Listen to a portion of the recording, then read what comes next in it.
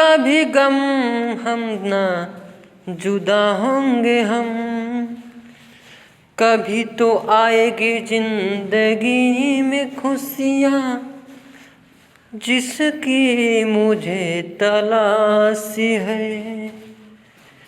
कभी तो जिंदगी में आएगी खुशियाँ जिसकी मुझे तलाश है। निदानात्मक शिक्षण। निदानात्मक शिक्षण क्या है? तो निदानात्मक शिक्षण में निदान का मतलब क्या होता है? कारण जानना। जैसे आप किसी डॉक्टर के पास जाते हैं तो वहाँ पे आपको पहले अगर बुखार या तबीयत खराब हो तो डॉक्टर बढ़िया से बैठाएगा। जैसे यहाँ पे लड़की को डॉक्टर को बैठाई है, उसका बढ़िया से पूछेगा कि क्या हुआ है, उसके बाद उसको चेक करेगा, तब जाकर के उसको कारण का पता चलेगा। ठीक उसी प्रकार निदानात्मक शिक्षण में यदि बच्चे के अंदर कोई कमी पाई जाती है तो उस कमी का कारण का पता लगाना क्या कहलाता है? निदानात्मक शिक्षण कहलाता है। जैसे डॉक्टर आला ओला लगा करके अपने पेशेंट का चेक करता है और डिसाइड करता है कि इसको क्या कारण है, उसी प्रकार बच्चों की कमियों का कारण जानने को ही हम क्या कहते हैं? निदानात्मक शिक्षण कहते हैं। यानी अधिगम में जो निरोग्यता हो रही है उसका कारण जानना। उपचारात्मक शिक्षण होता है। उपचारात्मक शिक्षण में क्या होता है? जैसे डॉक्टर सब चीज़ का पता लगा लिया, इसको बुखार है, कितना बुखार है, कौन सा टेबलेट देना है। ठीक उसी प्रकार बच्चे का जब हम निदानात्मक शिक्षण से हम बच्चे की कमी का पता लगा लेते हैं, जब उसी का हम उपचार करते हैं, क्या करते हैं? उपचार करते हैं, यानी कमियों को हम दूर करने का प्रयास करते हैं, उसी को हम क्या कहलाता है? उपचारात्मक शिक्षण कहलाता है। यहाँ से क्वेश्चन में सीटेट में पूछा जाता है कि बच्चों के कमियों के पता लगाना क्या है? निदानात्मक शिक्षण है या उपचारात्मक शिक्षण है? तो क्या हो जाएगा? निदानात्मक शिक्षण हो जाएगा। और पता लगाने के बाद जब हम उसका इलाज करते हैं, उपचार करते हैं, वह कौन सा शिक्षण हो जाएगा? उपचारात्मक शिक्षण हो जाएगा। आगे देखते हैं, आज के सेशन में कुछ पॉइंट देख लेते हैं, बढ़िया बढ़िया पॉइंट हैं जो सीटेट एग्जामिनेशन के लिए इम्पॉर्टेंट है। साइकोलॉजी। सामुदायिक गणित क्या होती है? ये सभी को पता है कि गणित सबके लिए क्या है? प्रत्येक वर्ग के लिए आवश्यक है। तो जब जो ऐसी गणित जो सभी के लिए क्या हो? आवश्यक हो और सभी के लिए बढ़िया हो, उपयोगफुल हो, उसी को हम कौन सी गणित कहते हैं? सामुदायिक गणित कहते हैं। मूल्यांकन की बात करें, एक प्रश्न यहाँ से भी पूछा जाता है। बच्चों का खेल खेलते हुए एक टीचर ध्यान से देख रहा है, यह जैसे बच्चे यहाँ पे ग्रुप में खेल रहे हैं तो कोई टीचर यहाँ दूर से बच्चों के ऊपर नज़र लगाए हुआ है कि यह बच्चे कैसी क्रिया कर रहे हैं, तो यह कौन सा मूल्यांकन कहलाएगा। और यदि अगर कोई टीचर स्कूल में बच्चे बैठे हैं, उसका लिखित परीक्षा ले रहा है या मौखिक परीक्षा ले रहा है, तो ये कौन सा मूल्यांकन कहलाएगा। तो यहाँ से भी एक क्वेश्चन आपका फिक्स हो जाता है, औपचारिक मूल्यांकन और अनौपचारिक मूल्यांकन। तो मूल्यांकन दो प्रकार के होते हैं, एक औपचारिक और दूसरा अनौपचारिक। औपचारिक मूल्यांकन क्या होता है उसके बारे में पहले देखते हैं। तो औपचारिक मूल्यांकन में इसमें हर एक मूल्यांकन का वह तरीका होता है जिसमें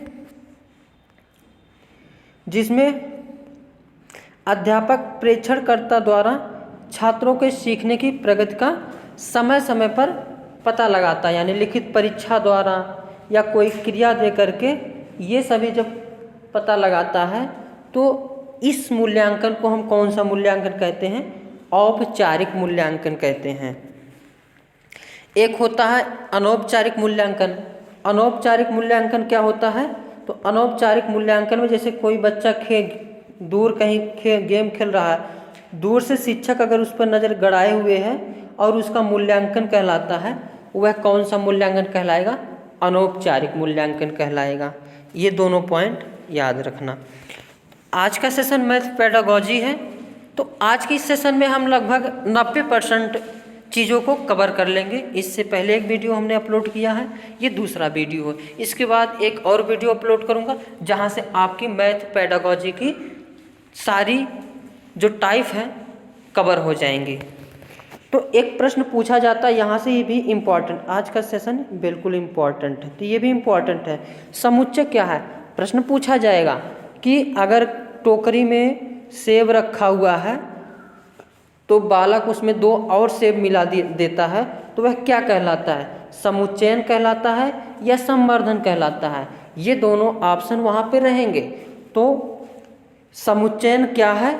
जब 2 चीज़ों को जोड़ते हैं, यानी टोकरी में अगर सेब रखा हुआ है, अलग से ला करके और 2 सेब रख देते हैं, उसको हम क्या कहते हैं? समुच्चयन कहते हैं।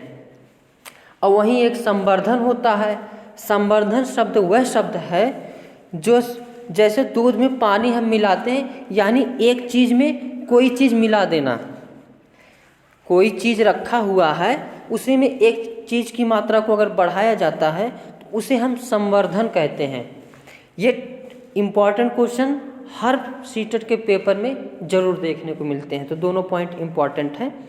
तो अगर प्रश्न पूछेगा कि कोई बच्चा घर जा कर के पानी रखा था, उसमें चीनी डाल दिया, तो बच्चा के द्वारा किया गया यह कार्य क्या कहलाएगा? समुच्चयन कहलाएगा या संवर्धन कहलाएगा? तो क्या कहलाएगा? संवर्धन कहलाएगा। संवर्धन में क्या होता है? कोई चीज़ रखी होती है और उसी में हम एक चीज़ की मात्रा को बढ़ा देते हैं। जबकि समुच्चयन क्या होता है? दो चीज़ों को हम क्या करते हैं? जोड़ते हैं। जैसे यहाँ पे कुछ सेब 1 2 3 4 5 6 7 8 9 प्लस 3, जब इसको हम जोड़ेंगे तो 12 आ जाएगा। ये 12 को हम क्या करेंगे? समुच्चयन कहलाएगा। और वहीं अगर दूध में हम पानी डाल रहे हैं, मिलावटी कर रहे हैं, हालांकि मिलावटी सब लोग करते हैं, जो भी दूध बेचता है सब करता है, चाहे कितना भी ईमानदारी, थोड़ा बहुत तो ज़रूर मिलाता है, क्योंकि दूध में बगैर पानी मिलाए काम ही नहीं चलता है। तो संवर्धन में क्या है? जैसे दूध रखा हुआ, उसमें हम थोड़ा सा क्या करें? पानी मिला दिए, ये संवर्धन कहलाएगा।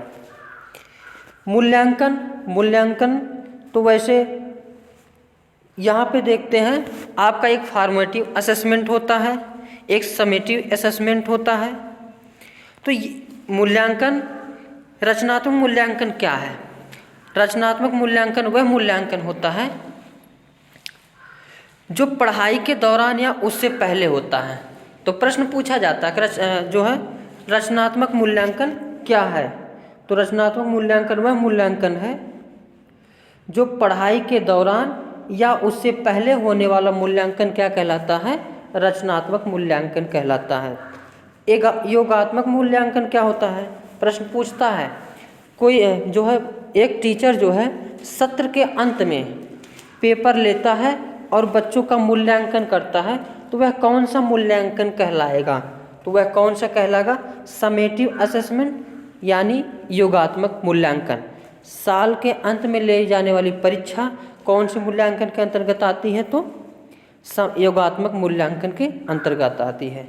और रचनात्मक मूल्यांकन या बीच बीच में लेते रहते हैं पढ़ाई के दौरान। जैसे हम अभी पढ़ा रहे हैं और इसमें आप सभी से पूछ ले कि जो हमने पहले बताया समुच्चयन क्या है, तो जो इस चीज़ को मैं पूछ रहा हूँ समुच्चयन क्या है या किसके अंतर्गत आएगा?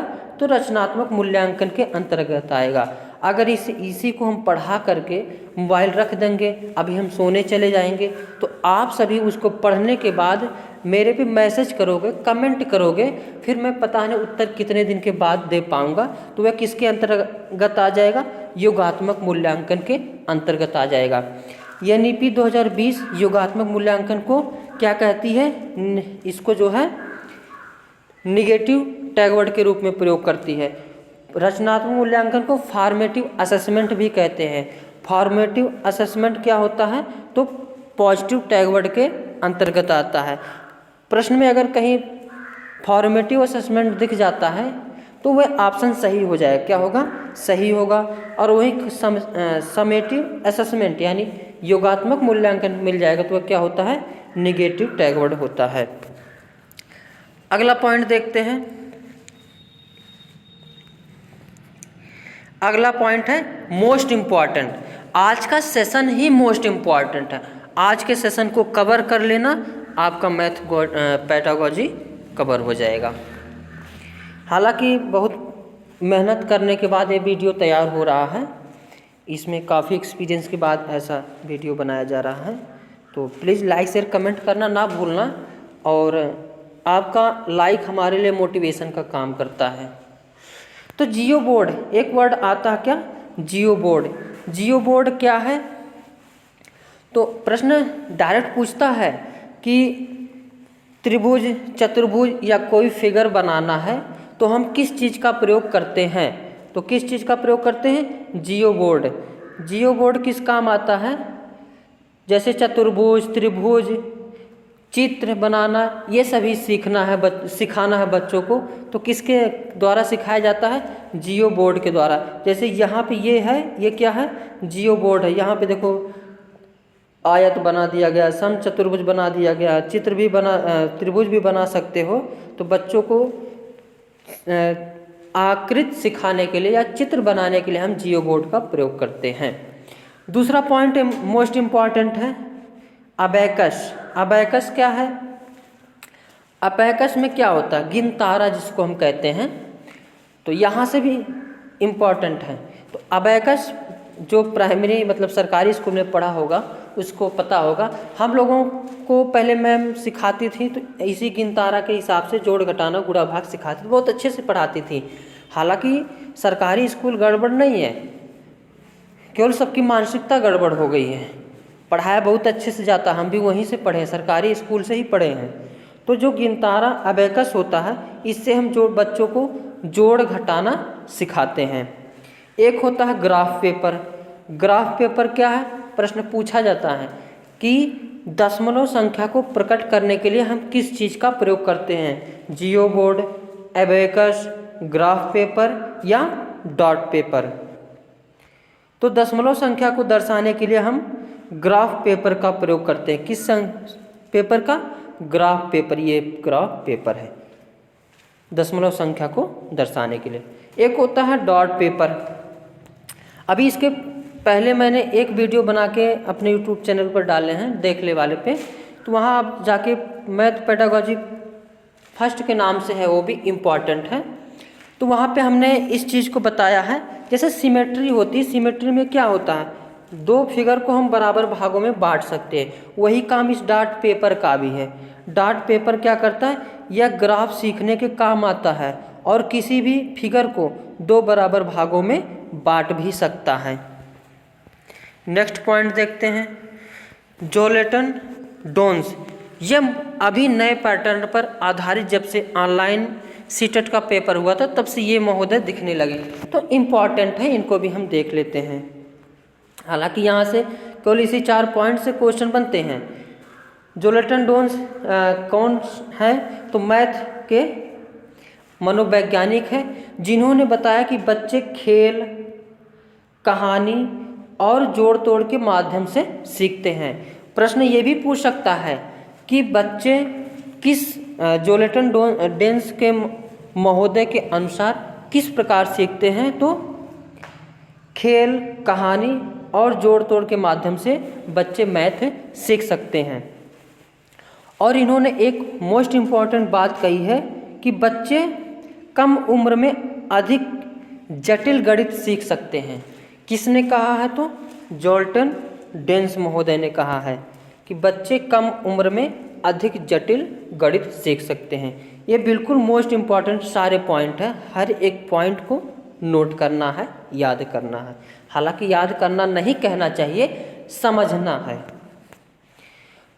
इन्होंने जोलेटन डोन्स महोदय ने सीखने के 4 प्रमुख सिद्धांत दिए थे। क्या दिए थे, तो 4 प्रमुख सिद्धांत बताए थे। कौन कौन से हैं, गतिक नियम, पहला बच्चे गतिक नियम से सीखते हैं। बोधात्मक परिवर्तनशीलता नियम, गणित परिवर्तनशीलता और रचनात्मक नियम। इनका क्रम भी लगा, मतलब इनके ये ऑप्शन दिए जा सकते हैं सीटेट क्वेश्चन में कि जोल्टन डंस महोदय के अनुसार सीखने के 4 प्रमुख सिद्धांत कौन कौन से हैं। तो गतिक नियम, बोधात्मक परिवर्तनशीलता, गणित परिवर्तनशीलता और रचनात्मक नियम। नेक्स्ट महोदय आ गए जॉर्ज पोल्या। जॉर्ज पोल्या भी अभी हाल ही में, पिछली बार जब ऑनलाइन सीटेट का पेपर हुआ वहीं से दिखे हैं महोदय। तो जॉर्ज पोल्या महोदय भी क्या है, एक मैथ के मनोवैज्ञानिक हैं और इन्होंने समस्या समाधान के 4 स्टेप बताए हैं। इस स्टेप को बिल्कुल याद कर लेना, ये स्टेप पूछे जा रहे हैं। ये आखिर पहले भी पूछे जा रहे थे लेकिन इनका नाम जो आया है पिछली बार से आया है। तो समस्या समाधान के किसने 4 स्टेप बताए हैं, तो जॉर्ज पोल्या महोदय ने। कौन कौन से स्टेप हैं, पहला क्रम से भी लगाने को आ सकता है। पहला हो जाएगा समस्याओं को समझना, जैसे कोई हम लोगों के सामने क्या आ गई, सीटेट का पेपर देना है, ये समस्या आ गई, तो हम लोग भी पहले क्या किए, समस्या को समझे, यानी सीटेट का पेपर देना है, इस समस्या को हम क्या करें, समझे। फिर इसके बारे में हमने योजना बनाया कि कैसे पढ़ना है, किस टीचर से पढ़ना है, कहाँ से वीडियो देखें, कैसे तैयारी करने। तो दूसरे स्टेप पे हमने क्या किया, योजना बनाया। फिर उसके बाद हमने वीडियो देखना स्टार्ट कर दिया विजय सर का, और योजना संचालन शुरू कर दिया। उसके बाद क्या करना है, पुनः जांचना। फिर मैंने जांचा, जैसे आप सभी लोग वीडियो देख रहे हैं तो आप लोगों ने जांचा कि ये सही पढ़ा रहे हैं या गलत पढ़ा रहे हैं, कि गलत दिशा में ले जा रहे हैं। इस चीज़ को जांचने के बाद क्या किए, स्वीकार किया, हाँ ये चीज़ वीडियो सीटेट के लिए ठीक है, देखते हैं। तो किसी भी स्टेप को, यानी समस्या को बच्चा समझने के समाधान के लिए 4 स्टेप बताए हैं। पहले स्टेप में क्या करता है बच्चा, समस्या को समझता है। दूसरे स्टेप में योजना बनाता है। तीसरे स्टेप में योजना का संचालन करता है। उसके बाद चौथे स्टेप में क्या करता है, जांचता है कि हाँ ये सही है। तो आज के इस सेशन में बस इतना ही, अगले सेशन में हम और बातें करेंगे। Thank you for watching. एक लाइक करने के लिए कुछ जाता नहीं है, तो एक लाइक ज़रूर करें।